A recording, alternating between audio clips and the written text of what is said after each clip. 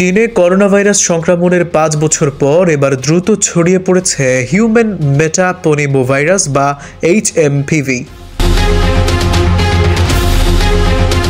স্থানীয় গণমাধ্যম ও সামাজিক যোগাযোগ মাধ্যমে উঠে এসেছে হাসপাতাল ও শ্মশানগুলোতে রোগীর চাপ বাড়ার চিত্র। সামাজিক যোগাযোগ মাধ্যমে প্রকাশিত ভিডিওতে দাবি করা হয়েছে ইনফ্লুয়েঞ্জা এ, HMPV, মাইকোপ্লাজমা নিউমোনিয়া এবং কোভিড-19 মতো একাধিক ভাইরাস একসঙ্গে চীনে তাণ্ডব চালাচ্ছে। কেউ কেউ দাবি করছেন দেশটিতে জরুরি অবস্থা জারি করা হয়েছে, যদিও এই তথ্য এখনও নিশ্চিত করেনি ভারতীয় সংবাদ মাধ্যম NDTV। স্বাস্থ্য বিশেষজ্ঞদের মতে HMPV ভাইরাসের লক্ষণগুলো করোনার মতো হওয়ায় উদ্বেগ আরও বাড়ছে। তারা পরিস্থিতি নিবিড়ভাবে পর্যবেক্ষণ করছেন।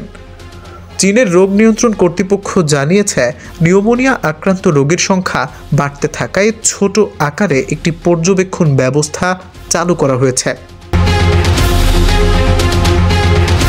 রাষ্ট্রীয় সংবাদ মাধ্যম CCTV জানায় রোগগুলোর নিয়ন্ত্রণে একটি নতুন পদ্ধতি তৈরির কাজ চলছে।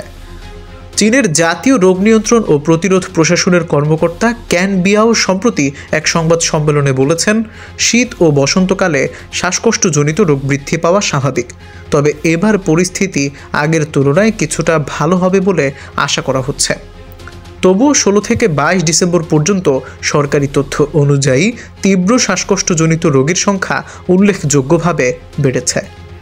বিশেষজ্ঞরা সতর্ক করছেন, এই পরিস্থিতি দ্রুত নিয়ন্ত্রণ করা না গেলে করোনার মতো আরেকটি বিধ্বংস সংকট তৈরি হতে পারে। আল মাহমুদ, সুদিন সংবাদ, ঢাকা।